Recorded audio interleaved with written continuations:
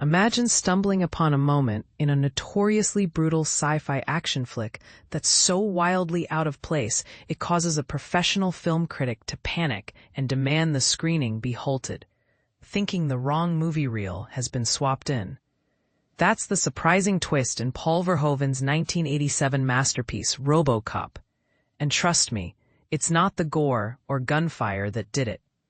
But here's where it gets controversial. This incident challenges our assumptions about what truly shocks critics in a film packed with violence.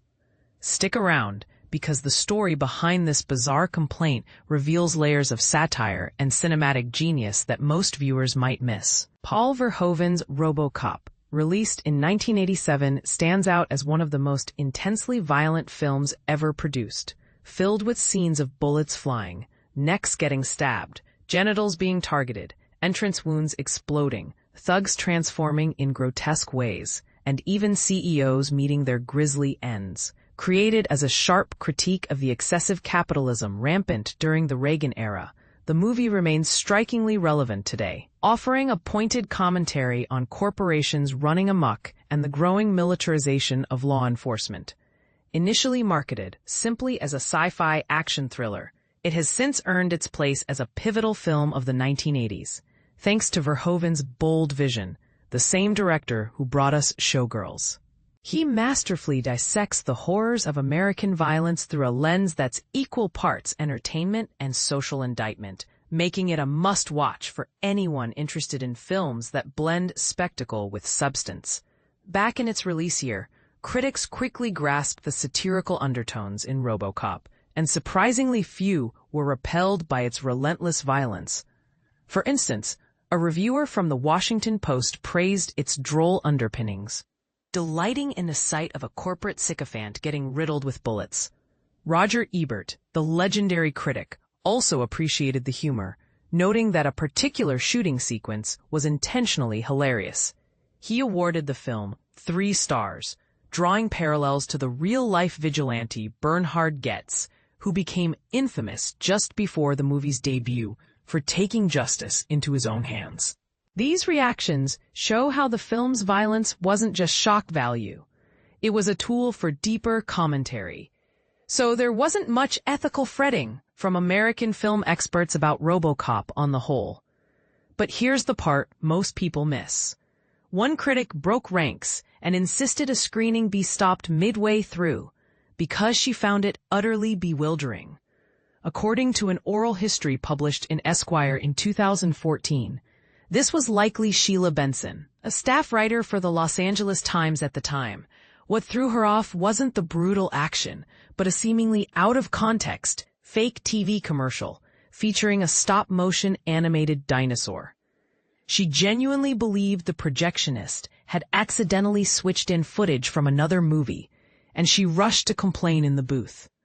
This moment highlights how even seasoned professionals can be caught off-guard by Verhoeven's creative choices. One of the film's most ingenious elements is these interspersed fake advertisements, which paint a picture of a dystopian world where upbeat, ridiculous commercials thrive amid chaos, crime, and corporate greed. These ads include promotions for a catastrophic board game called Nukem and a hilariously terrible car dubbed the 6000 Sucks, a pun on the Ford Pinto, illustrating how corporations might prioritize profits over safety. The standout ad for the 6000 Sucks is a retro sci-fi spot with a stop-motion dinosaur wreaking havoc on Detroit's streets, brought to life by the acclaimed animator Phil Tippett, known for his groundbreaking work in special effects. Verhoeven himself explained that the dinosaur sequence was deliberately jarring, a stark contrast to the movie's main narrative of intense action. It was meant to unsettle viewers by abruptly shifting tones. Yet, for that Los Angeles Times critic, it was too much. She'd already endured 2/3 of the film's harsh pacing and sudden cuts, but this unexpected dinosaur rampage made her doubt the entire experience.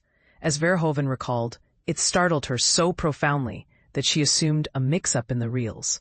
To understand the context, remember that in 1987, films were shown using celluloid reels, often requiring projectionists to splice multiple 20-minute segments onto one large platter or switch between projectors.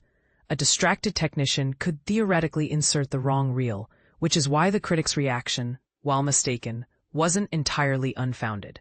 But no error had occurred. RoboCop was simply embracing its wonderfully eccentric style. This incident sparks debate. Was the critic overreacting to a harmless gag, or does it reveal how Verhoeven's unconventional filmmaking can genuinely disrupt expectations? Some might argue it underscores the power of satire to blur lines between reality and fiction, while others could see it as proof that even experts struggle with the film's blend of horror and humor. Do you think films like RoboCop still resonate in today's world of corporate scandals and police controversies? Is the violence justified as social commentary, or has it aged poorly? Share your opinions in the comments. I'm curious to hear if you side with the critics who praised it, or the one who got spooked by a dinosaur.